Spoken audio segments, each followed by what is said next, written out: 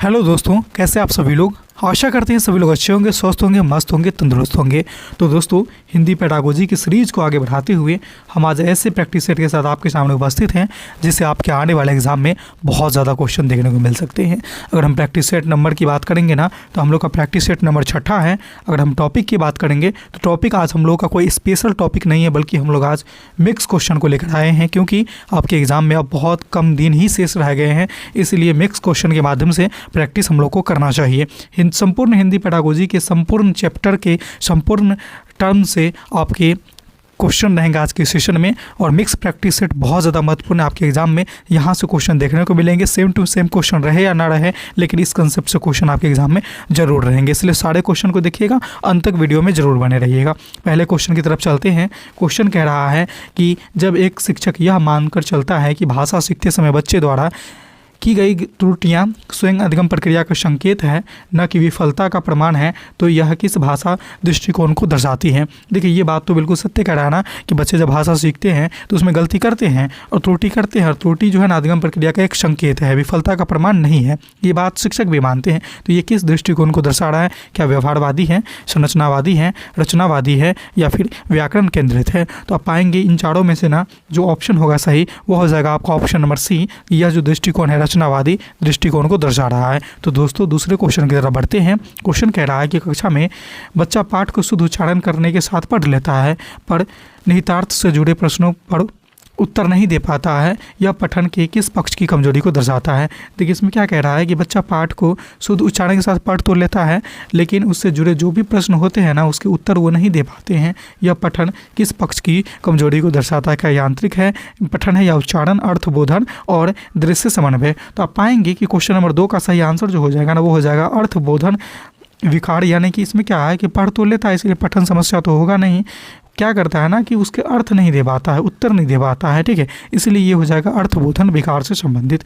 दोस्तों, तीसरा क्वेश्चन आपके सामने कि बहुभाषिक परिवेश में शिक्षक यदि बच्चों की घरेलू भाषा को निषेध करने के बजाय हिंदी सीखने का माध्यम बनाता है, तो यह किस अवधारणा का उदाहरण है? यानी उनकी घर की भाषा जो है ना, बच्चे का परिवेश की भाषा है ना, उसको अनदेखी कर रहा है, उसको मना कर दे रहा है, और एक ही भाषा हिंदी भाषा को सीखने का माध्यम बनाता है। तो यह किस अवधारणा का उदाहरण है? क्या भाषा प्रतिस्थापन का हो जाएगा, या एक भाषिकता का हो जाएगा, या सेतु निर्माण का हो जाएगा, या भाषा निषेध का हो जाएगा?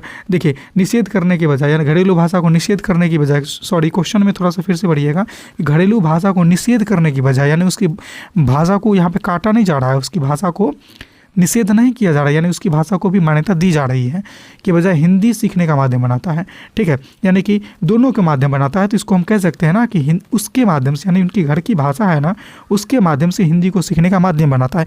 यानी उसकी जो घर की भाषा है ना, वो एक सेतु का काम करता है, मध्यस्थता का काम करता है दोनों भाषाओं के बीच में। दोनों भाषाओं के बीच में क्या है? मध्यस्थता का काम करता है, सेतु निर्माण का काम करता है। ऑप्शन नंबर आपके सामने सी हो जाएंगे।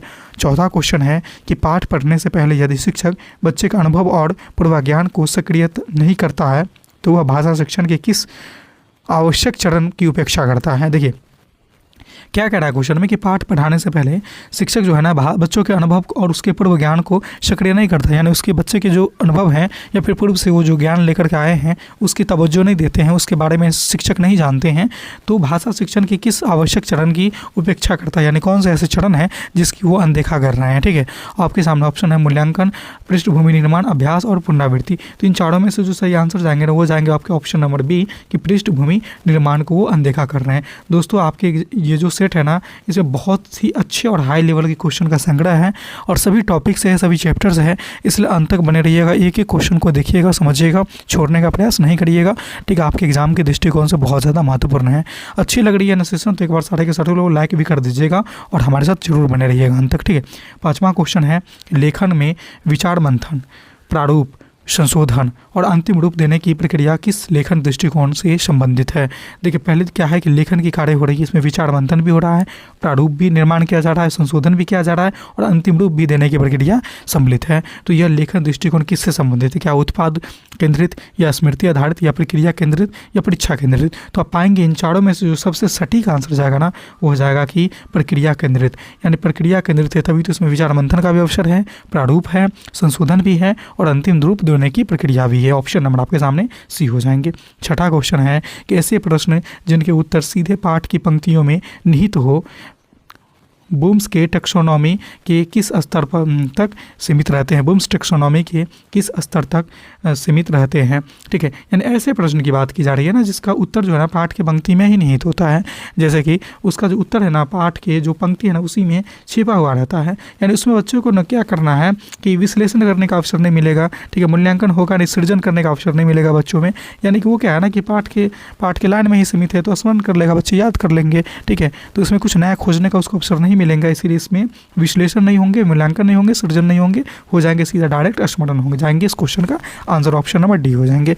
सातवां क्वेश्चन है कि कविता शिक्षण में यदि शिक्षक केवल छंद और अलंकार पर केंद्रित रहता है तो काव्य शिक्षण का कौन सा मूल उद्देश्य पीछे छूट जाता है। देखिए कोई शिक्षक है ना जो कविता शिक्षण में केवल छंद और अलंकार पर ही केंद्रित रह जाते हैं तो काव्य शिक्षण में कौन सा मूल उद्देश्य पीछे छूट जाता है। तो छंद और अलंकार पर ही रह जाएंगे केंद्रित तो अन्य चीज़ तो प्रभावित होंगे। वो कौन सी चीज़ है, क्या शब्दार्थ विस्तार है या रसास्वादन है या वर्तनी सुधार है या व्याकरण अभ्यास है। चारों में सबसे सटीक आंसर जो है ना वो हो जाएगा रसास्वादन, क्योंकि वो छंद अलंकार पर तो ध्यान दे रहे हैं लेकिन रस नाम का भी कोई चीज़ होता है जो कविता में बहुत ज़्यादा इसका उपयोग किया जाता है। ठीक है, उसका वो क्या कर रहे हैं, अनदेखा कर रहे हैं, ये पीछे छूट जा रहा है। ऑप्शन नंबर बी हो जाएंगे। आठवां क्वेश्चन है ICT, बहुत इंपॉर्टेंट क्वेश्चन है ये, BBI है। ठीक है, ICT का उपयोग केवल PPT दिखाने तक सीमित हो और विद्यार्थी सहभागिता न हो तो सीटेड दृष्टिकोण से यानी कि पेडागोजी के दृष्टिकोण से यह उपयोग कैसा माना जाएगा। आपके सामने ऑप्शन है बाल केंद्रित, संवेदात्मक, सीमित प्रभाव वाला, नवाचारी। देखिए इसमें क्या है ना कि विद्यार्थी सहभागिता नहीं हो, जब विद्यार्थी की सहभागिता ही नहीं होगा ना तो बाल केंद्रित तो होगा नहीं, संवेदात्मक भी होगा नहीं, तो ये क्या हो जाएगा ना कि सीमित प्रभाव वाला हो जाएगा। ऑप्शन नंबर आपके सामने सी हो जाएंगे, राइट। 9वें क्वेश्चन की तरफ बढ़ते हैं कि वह मूल्यांकन जिसमें बच्चे की आपस में तुलना की जाती है किस मूल भावना के विपरीत है। वह मूल्यांकन जिसमें बच्चों की आपस में तुलना की जाती है वह किस मूल भावना के विपरीत होता है। क्या वह प्रतिस्पर्धा है, सहयोग है या फिर व्यक्तिगत प्रगति है या अनुशासन है। इन चारों में से आप पाएंगे कि आपस में तुलना की जाती है। तो जब तुलना की करिएगा बच्चों में तो क्या होता है ना कि व्यक्तिगत प्रगति जो है ना ये व्यक्तिगत प्रगति जो है ना अच्छे ढंग से नहीं हो पाते हैं, यानी व्यक्तिगत प्रगति यहाँ पे अवरुद्ध हो जाते हैं। कब, जब बच्चों के बीच में तुलना की जाती है। इसलिए ऑप्शन नंबर आपके सामने सी हो जाएंगे।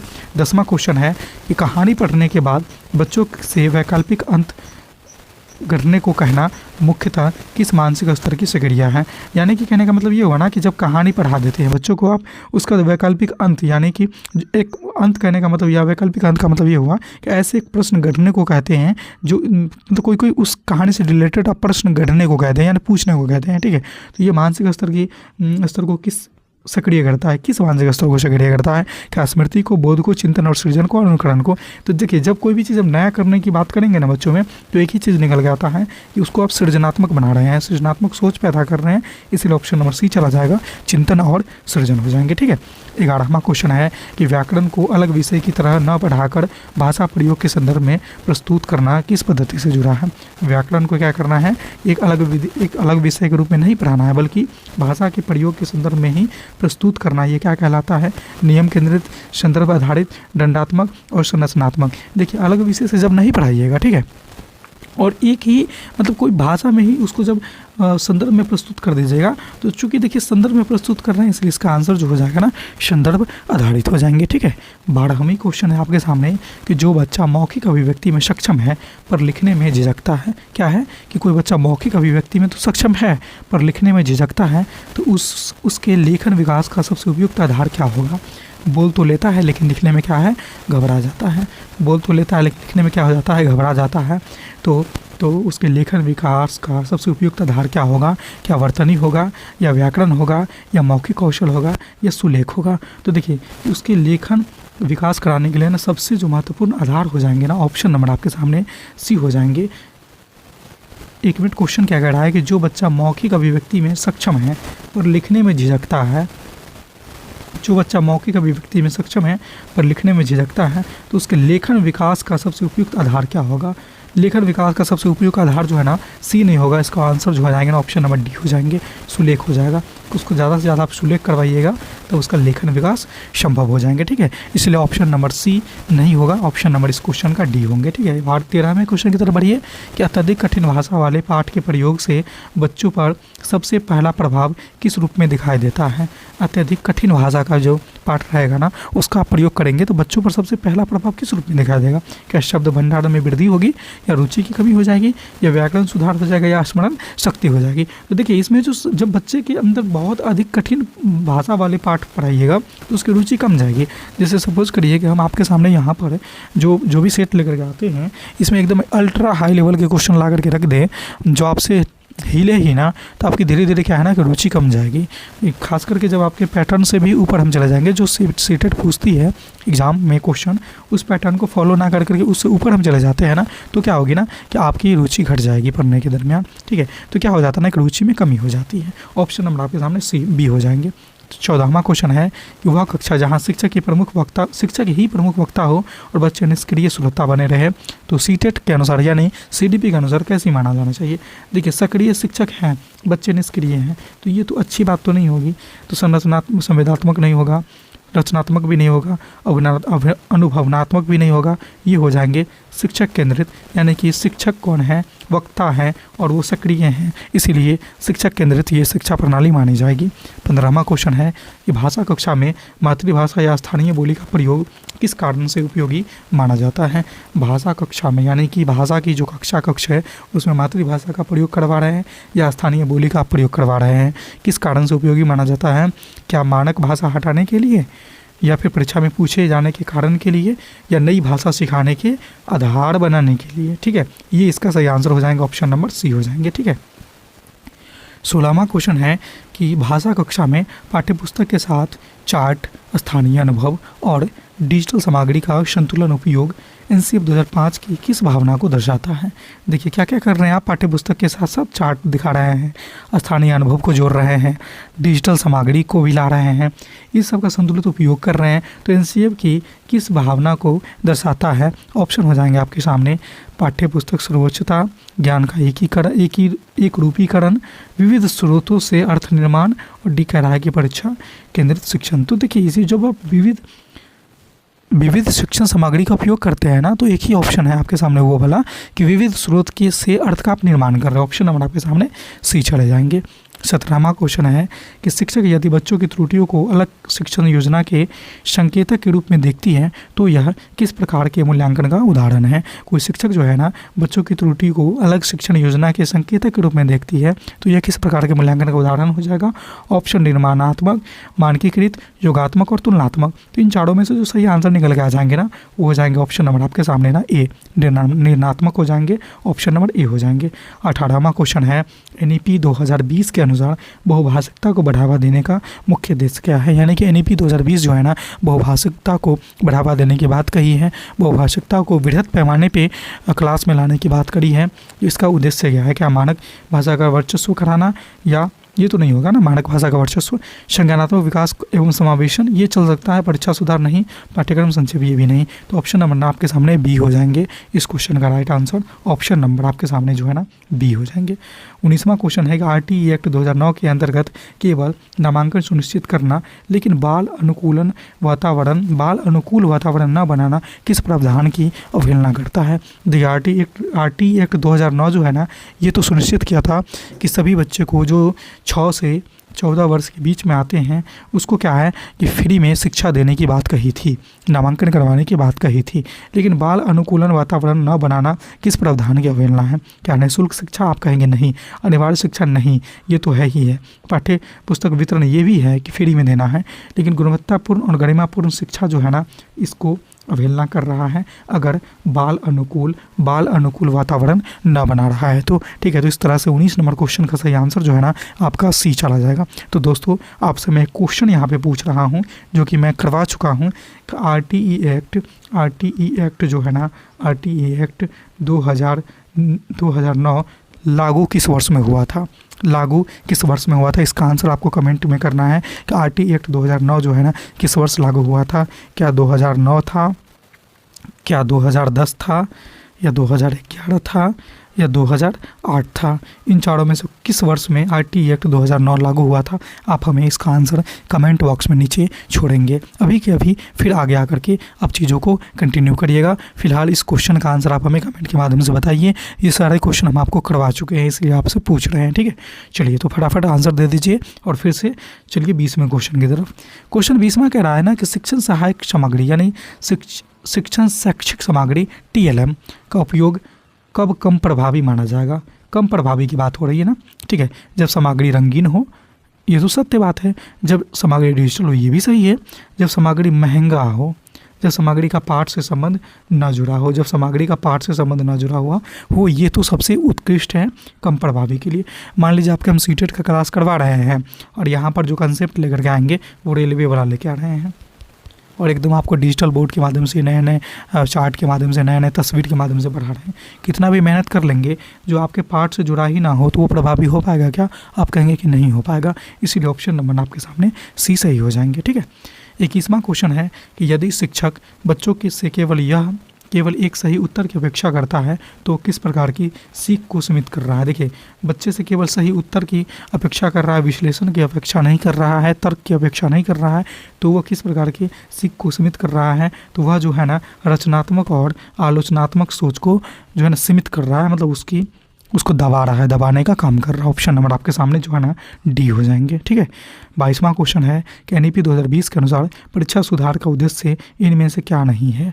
NEP 2020 के अनुसार परीक्षा सुधार का जो उद्देश्य था ना, इनमें से कौन सा नहीं है, ये आपसे पूछा जा रहा है। ये कह रहा है कि सीखने को तनावपूर्ण बनाना, ये तो नहीं है। योग्यता आधारित आकलन, ये तो है। रटंत कम करना, ये है। और बहुआयामी मूल्यांकन, ये भी है। जो नहीं है ना, वो आपके सामने ऑप्शन नंबर ए निकल के आ रहा है कि सीखने को तनावपूर्ण बनाना। ऑप्शन नंबर ए हो जाएंगे, ठीक है।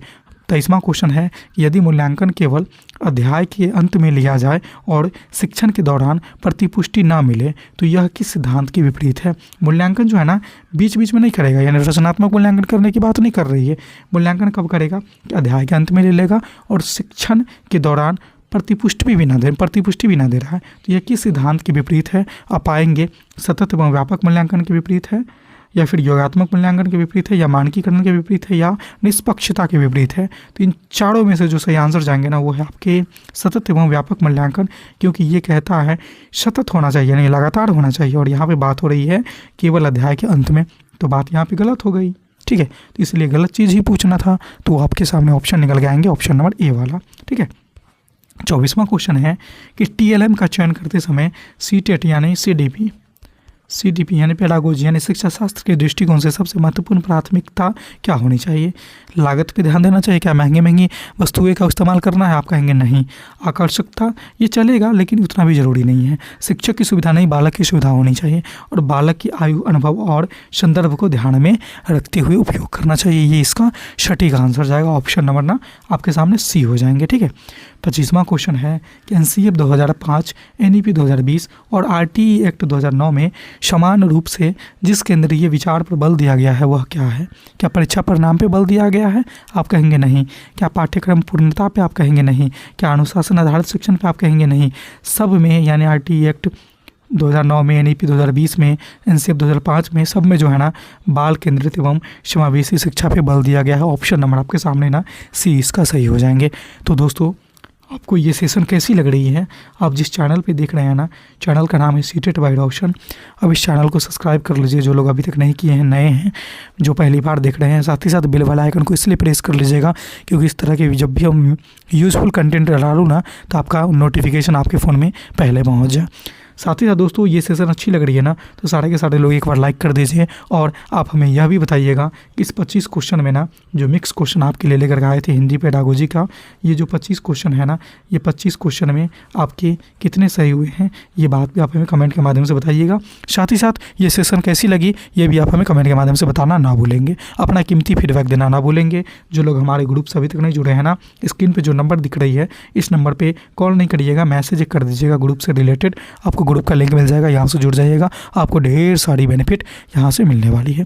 तो दोस्तों, आज के सेशन में बस इतना ही है। फिर मिलते हैं अगले सेशन में प्रैक्टिस सेट नंबर 7 के साथ। तब तक के लिए देखते रहिए हमारे चैनल सीटेट बाय रोशन को। धन्यवाद।